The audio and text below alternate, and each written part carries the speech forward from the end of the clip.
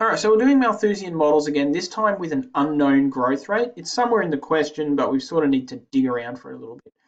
You can read through this, but it's a guy who's working in a factory. In the beginning, he's not great at it. He only produces 15 units a day, but when he gets more experience, he gets better at it. That's the basic idea. All right, so first we're going to write our differential equation, dy with respect to time equals a constant k times 80 minus y. We'll rearrange this same way that we did last time. Now k is a number, remember, it's a constant. Integral of both sides.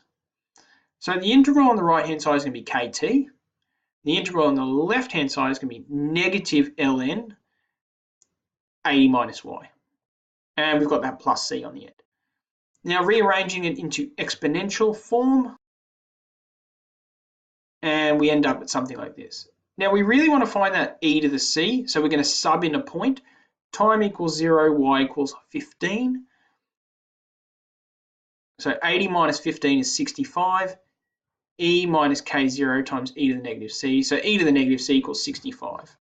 And that's good enough for us. So now we have an equation, or we're getting close to an equation.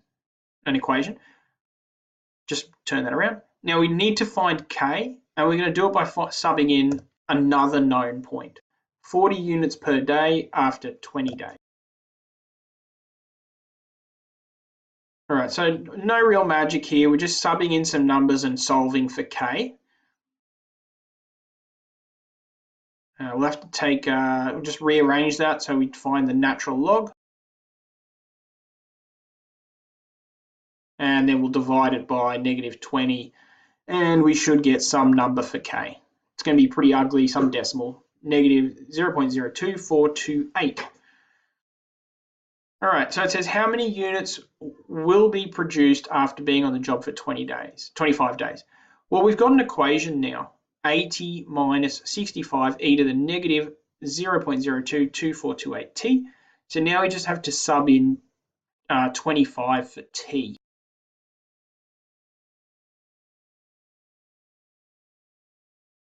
All right, we've got our answer, 44.576.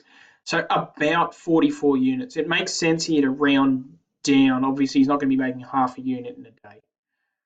Now, how long will it take for him to be working at 70% of his full potential? Well, 70% of his full potential is 80 units because it says y is less than or equal to 80 for all t. So that's where our model starts to break down. So how long until he produces 56 units per day? This is obviously just solving for t. So we sub in y equals 56 and solve for t, and we get 41.04. Now it makes sense to round up to 42 days rather than round down to 41, because by the time he hits 41, he's not going to be quite at the level where he can produce 56 units. Okay, that's it. Really the new step here was calculating the K and the C, as well as the C.